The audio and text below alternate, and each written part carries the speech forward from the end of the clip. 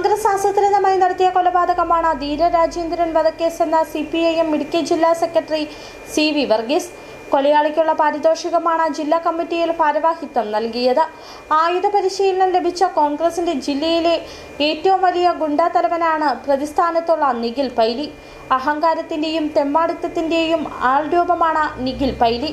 കൂട്ടുപ്രതികളായ സോയിമോൻ സണ്ണിയെ കഞ്ഞിക്കുഴി പഞ്ചായത്തിൽ ജനപ്രതിനിധിയാക്കിയെന്നും മറ്റൊരു പ്രതിയെ യൂത്ത് കോൺഗ്രസിന്റെ ജില്ലാ പ്രസിഡന്റാക്കിയെന്നും CV വർഗീസ് ആരോപിച്ചു.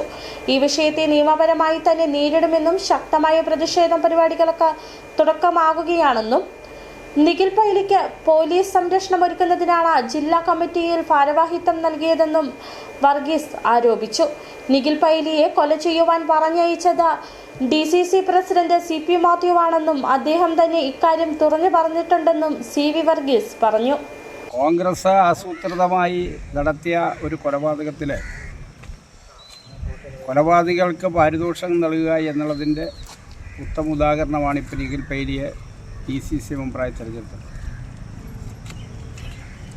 ഒരു ആവശ്യമില്ലാതെ ഒരു സംഘർഷമില്ലാത്ത സന്ദർഭത്തിലാണ് വയനാട് എഞ്ചിനീയറിംഗ് കോളേജിൽ കോൺഗ്രസ് നേതൃത്വം നടത്തിയിട്ടുള്ള ഗൂഢാലോചന കൃത്യമായ ഭാഗമായിട്ടാണ് ധീരജ രാജേന്ദ്രനെ കൊലപ്പെടുത്താനിടയായി. കുത്തേറ്റ അവിടുന്ന് ഇടുക്കി മെഡിക്കൽ കോളേജിൽ കൊണ്ടുവരുന്നതിന് മുമ്പായി തന്നെ ആൾ മരിച്ചു.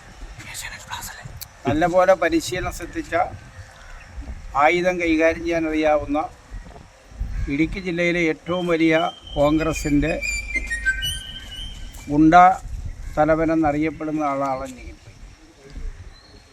അദ്ദേഹത്തെ അറിയാമല്ലോ. തെരഞ്ഞെടുപ്പ് സന്ദർഭത്തിൽ മാധ്യമപ്രവർത്തകരോട് പോലും ഞങ്ങളൊരുത്തനെ തട്ടിയിട്ട് ഒന്നും ആയിട്ടില്ല, അതുകൊണ്ട് നീയൊക്കെ സൂക്ഷിച്ചോളാൻ പറഞ്ഞ് മാധ്യമപ്രവർത്തകരോട് പോലും ആക്രോശിക്കുന്ന നിഖിൽ പൈലി അഹങ്കാരത്തിൻ്റെയും തെമ്മാടിത്തത്തിൻ്റെയും ആൾരൂപമാണ്.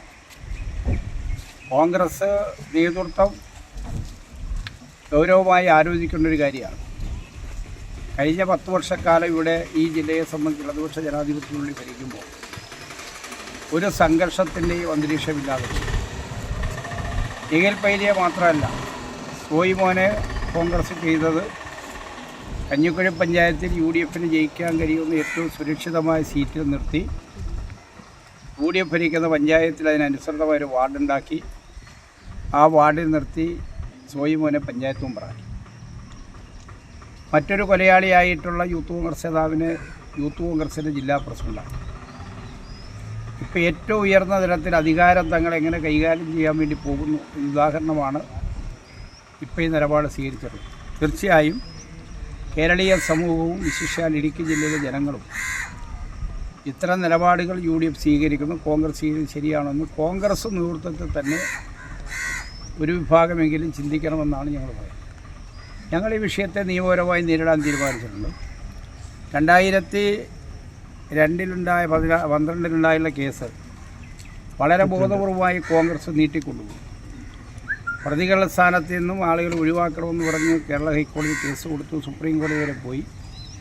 അവസാനം സുപ്രീം കോടതി എടുത്തിരിക്കുന്ന കേസിനകത്ത് പ്രതികളെ ഒഴിവാക്കേണ്ടതില്ല എന്ന് പറഞ്ഞ നിലപാട് സ്വീകരിച്ചു. രണ്ടാമത് കേസ് വിചാരണയിലേക്ക് വരുന്ന സന്ദർഭത്തിൽ പബ്ലിക് പ്രോസിക്യൂട്ടറെ അവർക്ക് കോൺഗ്രസിന് അഡ്വക്കേറ്റ് വെക്കണമെന്ന രൂപത്തിൽ വീണ്ടും കേസിന് നീട്ടിക്കൊണ്ടുപോകുന്ന നിലപാട് സ്വീകരിച്ചു. ഇതെല്ലാം 2016 തങ്ങൾ അധികാരത്തിൽ വന്നാൽ ആ അധികാരത്തിന് ഹുങ്ക് ഈ കൊലപാതകത്തിൽ കൊലക്കേസിൽ പ്രതികളെ സംരക്ഷിക്കാമെന്നാണ് കോൺഗ്രസ് ആഗ്രഹിക്കുന്നത്. അതിൻ്റെ അടിസ്ഥാനത്തിലാണ് ഇപ്പോൾ ഈ കൊലയാളിയായിട്ടുള്ള നിഖിൽ പൈലിയെ DCC മെമ്പറാക്കി.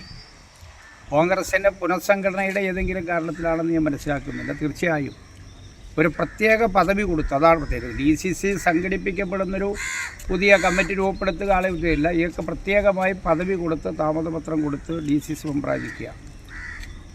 രാഷ്ട്രീയമായി ക്ഷമയുടെയും സാമൂഹ്യ നീതിയുടെയും എല്ലാം എതിരായിട്ടുള്ള വെല്ലുവിളിയാണ് നടത്തുന്നത്. ഞങ്ങളേതായാലും കേസ് ഇപ്പോൾ ഈ വരുന്ന 26-ാം തീയതി വീണ്ടും കോടതി കേസ് വെച്ചിട്ടുണ്ട്. ഷെഡ്യൂൾ ചെയ്യുമെന്നാണ് മനസ്സിലാക്കുന്നത്.